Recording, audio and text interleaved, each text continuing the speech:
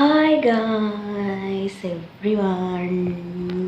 ഇന്നത്തെ നമ്മുടെ വീഡിയോ വന്നിട്ട് നമ്മുടെ വീടിൻ്റെ അവിടെയുള്ള എറണാകുളത്ത് ശ്രീ ഭഗവതി ക്ഷേത്രത്തിലെ പൂരം ബ്ലോഗാണ്. അപ്പോൾ നമുക്ക് പോയിട്ട് പല്ലൊക്കെ തേച്ച് കുളിച്ച് ഫ്രഷായിട്ട് വരാം കേട്ടോ. അപ്പോൾ പല്ലൊക്കെ തേച്ച് കുളിച്ച് ഫ്രഷാണ് കേട്ടോ.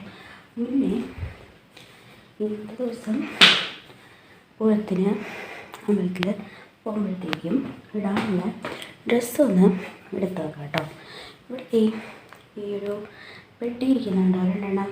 ഇതിൽ ഈ വലിയ പെട്ടി എൻ്റെ കേട്ടോ. ആ ഒരു പെട്ടിക്കകത്താണ് ഇന്ന് ഞാൻ ഇടാൻ വിചാരിച്ചിട്ടാണ് ഡ്രസ്സുള്ളത് എനിക്ക് തോന്നുന്നു. നമുക്ക് എന്തായാലും പെട്ടി ഓപ്പൺ ചെയ്ത് നോക്കാം കേട്ടോ.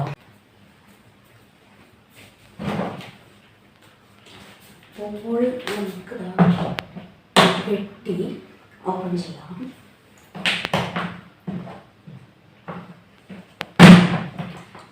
ഇന്ന് ഞാൻ ഇടാൻ പോകുന്ന ഡ്രസ്സ് ഉണ്ടല്ലോ, അത് വന്നിട്ടൊരു കസവിൻ്റെ ചുരിദാറാണ്.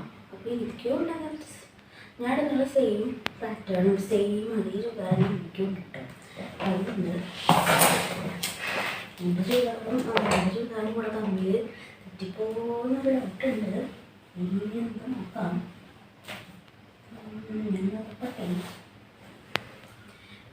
ഒരു ചുരിദാർ ഇട്ടിട്ടുണ്ട്. ഇതാണോ എൻ്റെ എനിക്ക് അറിയില്ല, നമുക്ക് നോക്കാം.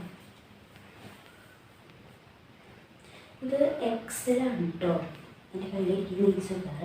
അതുകൊണ്ട് ഞാൻ വിചാരിക്കണം ഇത് എൻ്റെ ആയിരിക്കും. ഇത് കൂടാതെ വേറെയും ഒരെണ്ണം കൂടി ഞാൻ പറഞ്ഞില്ല, എനിക്കുണ്ട് സെയിം തന്നെ. അതിൽ ഉണ്ടോ ഒന്ന് ഞാൻ ഇരിച്ച് വന്നിട്ട് അത് കൂടിയിട്ടൊന്ന് നോക്കാട്ടോ. അങ്ങനെ ഉറപ്പിക്കാം. അതാണ് ഇതാണ് എൻ്റെ. അത് ഇതിലില്ല കേട്ടോ. അമ്മയുടെ ചുരിദാർ ഇതിലില്ല കേട്ടോ. അതമ്മ അമ്മയുടെ റൂമിൽ എടുത്ത് വെച്ചിട്ടുണ്ട്. എൻ്റെ മാത്രമുള്ള ഇത് എൻ്റെയാണെന്നാണ് എനിക്ക് തോന്നുന്നു. പെട്ടി നമുക്ക് എടുത്ത പോലെ എടുത്തോർത്ത കാണാം. ഇന്നിപ്പോൾ ഞാൻ ഇടുന്ന ആ ഡ്രസ്സ് ഞാൻ ഫുള്ളായിട്ട് കാണിച്ചു തരാം കേട്ടോ. നമ്മുടെ ചാനലിൽ ഞാൻ ഫസ്റ്റ് ടൈം ഈ ഡ്രസ്സ് ഇട്ടിട്ടുള്ള വീഡിയോ ചെയ്യാനായിട്ട് പോകണം കേട്ടോ. മുന്നേ വീഡിയോയിൽ ഞാൻ ഈ ഡ്രസ്സ് ഇട്ടിട്ടില്ല.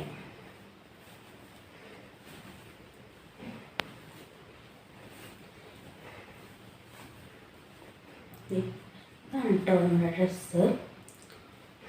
ഇത് പിന്നെ എന്താ പറയുക, ഭയങ്കര ഇങ്ങനെ വേണ്ടോ ഒരു സിൽക്കി ടെക്സ്ചറാകുന്ന ഒരു ഓയിലി കൈൻഡ് ഓഫ് ആയിട്ടുള്ള ഒരു മെറ്റീരിയൽ. സിൽക്കി ആയിട്ട് ഒരു ഓയിലി കൈൻഡ് ഓഫ് മെറ്റീരിയലാണ് കേട്ടോ ഇതിൻ്റെ ഒരു കളർ വരുന്നുള്ളത്.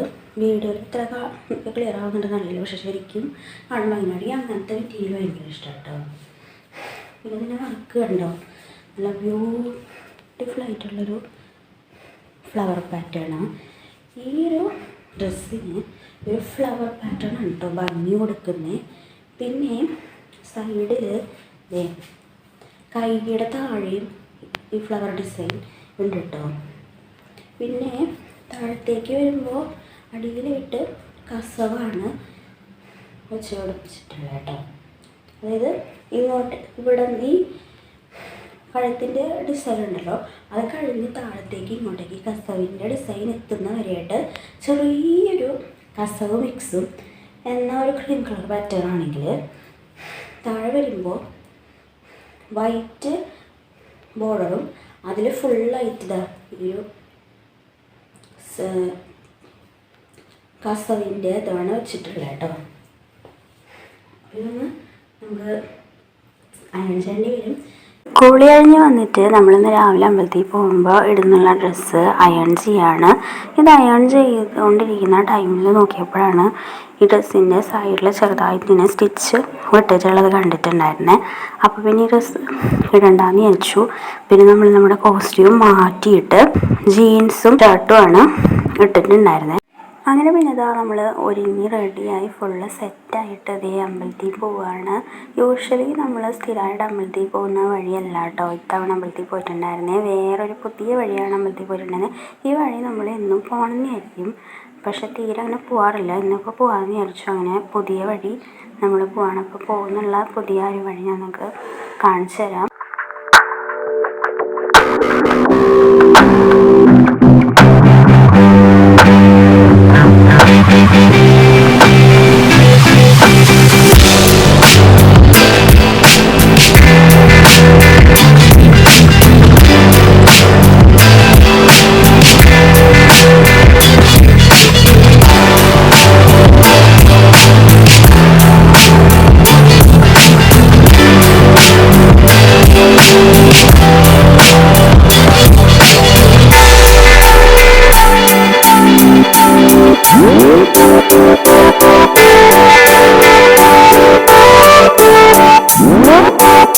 പുതിയ വഴി നടന്ന് നമ്മൾ അമ്പലത്തിൽ വന്നു. അമ്പലത്തിൽ വന്നപ്പോൾ അമ്മാമ്മയ്ക്ക് പറ നിറയ്ക്കാനുണ്ടായിരുന്നു.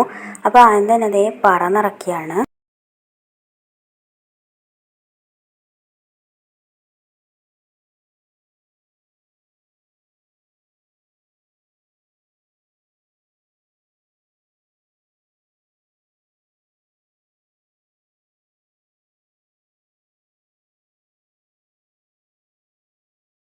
നമുക്ക് എല്ലാവർക്കും വിശക്കുന്നുണ്ടായിരുന്നു. അപ്പോൾ അമ്പലത്തിൽ ഉപ്പുമാവും പഴവും ചായയൊക്കെ ഉണ്ടായിരുന്നു. സോ പറ നിറച്ച് കഴിഞ്ഞിട്ട് നമ്മൾ ഇവിടെ ഉപ്പുമാവും പഴവും ചായയൊക്കെ കഴിച്ചിട്ടുണ്ടായിരുന്നു. പിന്നെ ഏതാണ്ട് സമയം ഒരു 9:30 ആവാറായപ്പോൾ ശീവേലി തുടങ്ങിയിട്ടുണ്ടായിരുന്നു. പിന്നെ കുറച്ച് നേരം അതൊക്കെ കണ്ടു നിന്നു.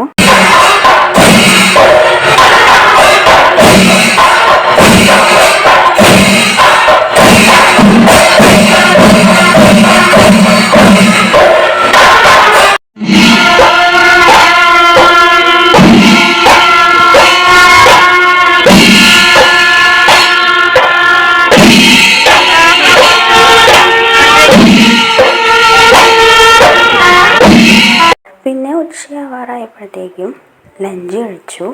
ലഞ്ചിന് നമ്മൾ നല്ലൊരു അടിപൊളി സൂപ്പർ പൂരസദ്യ കഴിച്ചു. സദ്യ കഴിച്ച് കഴിഞ്ഞിട്ട് നമ്മൾ പൂരപ്പറമ്പിൽ ചെറുതായിട്ടൊന്ന് ഷോപ്പിംഗ് ഒക്കെ ചെയ്തു. അത് കഴിഞ്ഞ് മുന്തിരി ജ്യൂസ് വാങ്ങി കുടിച്ചിട്ടുണ്ടായിരുന്നു. എനിക്ക് ജസ്റ്റ് ഒരു സിപ്പ് കുടിക്കുമ്പോഴത്തേക്കും ഒട്ടും ഇഷ്ടമായില്ല കേട്ടോ. പക്ഷെ അനിയത്തി ഈ കാര്യത്തിലൊക്കെ ആൾ കുടിക്കുന്നുണ്ടായിരുന്നു കേട്ടോ. ആൾക്കും അത്ര വലിയ ഇഷ്ടപ്പെട്ടില്ല, പക്ഷെ എന്നാലും കുറച്ചൊക്കെ കുടിച്ചു. അമ്മയ്ക്കും ബാക്കിയുള്ളവർക്കൊക്കെ നന്നായിട്ട് ഇഷ്ടപ്പെട്ടു കേട്ടോ. അങ്ങനെ അതൊക്കെ കുടിച്ച് നമ്മൾ വീട്ടിൽ പോയി കുറച്ച് നേരം റെസ്റ്റൊക്കെ എടുത്ത് പിന്നെ പൂരം തുടങ്ങാൻ സമയമായപ്പോൾ നമ്മൾ പൂരം കാണാനായിട്ട് വീണ്ടും അമ്പലത്തിലോട്ട് വന്നിട്ടുണ്ടായിരുന്നു. നമ്മൾ പൂരം കാണാനായിട്ട് അമ്പലത്തിലോട്ട് വന്നപ്പോൾ ഓരോരുത്തരുടെ വീട്ടിൽ നിന്ന് പൂരം വരുന്നുണ്ടല്ലോ. അപ്പോൾ അവിടെ നിന്ന് 1 by 1 ആയിട്ട് താലൊക്കെ ആയിട്ട് ആളുകൾ ആനേനെയും കൂട്ടിയിട്ട് അമ്പലത്തിലോട്ട് വരുമായിരുന്നു. അമ്പലത്തിൻ്റെ ആനേനെ പൂരത്തിനായിട്ട് റെഡിയാക്കി അങ്ങനെ ഫൈനലി പൂരം സ്റ്റാർട്ട് ചെയ്തു.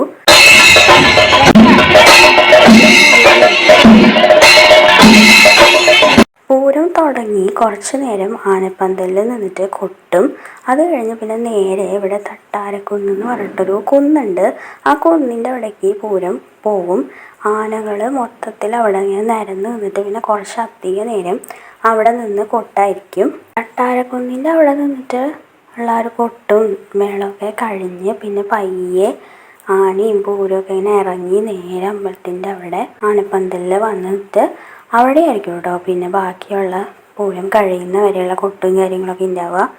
രാത്രി ഒരു 7 മണി 7:15 വരെ പൂരം ഉണ്ടായിരുന്നു കേട്ടോ. രാത്രി പൂരത്തിൻ്റെ നൈറ്റ് വൈബ് ഭയങ്കര നല്ല സൂപ്പറായിരുന്നു കേട്ടോ. അങ്ങനെ പൂരമൊക്കെ കഴിഞ്ഞ് പിന്നെ ദീപാരാധനയുടെ ടൈം ആയിട്ടുണ്ടായിരുന്നു. ദീപാരാധനയുടെ ടൈമിൽ അമ്പലത്തിൻ്റെ അവിടെയുള്ള ആ ഒരു ലൈറ്റും കാര്യങ്ങളൊക്കെ നല്ല അടിപൊളിയായിരുന്നു കേട്ടോ കാണാൻ വേണ്ടിയിട്ട്. ദീപാരാധന കഴിഞ്ഞ വഴിക്ക് പിന്നെ ഒരു 7:30 7:45 ടൈം ആയപ്പോഴത്തേക്കും വർണ്ണമഴയൊക്കെ സ്റ്റാർട്ട് ചെയ്തിട്ടുണ്ടായിരുന്നു കേട്ടോ. വർണ്ണമഴയുടെ കൂടെ തന്നെ വർണ്ണമഴ കഴിയുന്നതോട് കൂടിയിട്ട് വെടിക്കെട്ടും ഉണ്ടായിരുന്നു. അപ്പോൾ അതൊക്കെ കണ്ടു. പിന്നെ നേരെ വീട്ടിലോട്ട് പോകാട്ടോ ചെയ്തിട്ടുണ്ടായിരുന്നു. പോകുന്ന വഴി ഒരു ഐസ്ക്രീം കഴിച്ചിട്ടുണ്ടായിരുന്നു. പിസ്ത ഫ്ലേവർ ഐസ്ക്രീമാണ് കഴിച്ചിട്ടുണ്ടായിരുന്നത്. ഐസ്ക്രീം കഴിച്ച വഴിക്ക് ചുമ നന്നായിട്ട് വന്നിട്ടുണ്ടായിരുന്നു കേട്ടോ. ഐസ്ക്രീം എന്നല്ല പൊതുവെ തണുവുള്ള എന്തൊരു ഐറ്റം കഴിക്കുമ്പോഴും ചെറുതായിട്ട് എനിക്ക് ചുമ വരും, അത് അപ്പോഴത്തേക്കുള്ളൊരു ചുമയാണ് കേട്ടോ. പിന്നെ അത് കുറേ ഇങ്ങോട്ട് ലാസ്റ്റ് ചെയ്തൊന്നും നിൽക്കും കേട്ടോ. അങ്ങനെ ഓരോ ഐസ്ക്രീമൊക്കെ കഴിച്ച് പിന്നെ നമ്മൾ വീട്ടിലോട്ട് പോവുകയാണ് ചെയ്തത്. സോ അടുത്തൊരു വീഡിയോയിൽ കാണാം. ബായ്.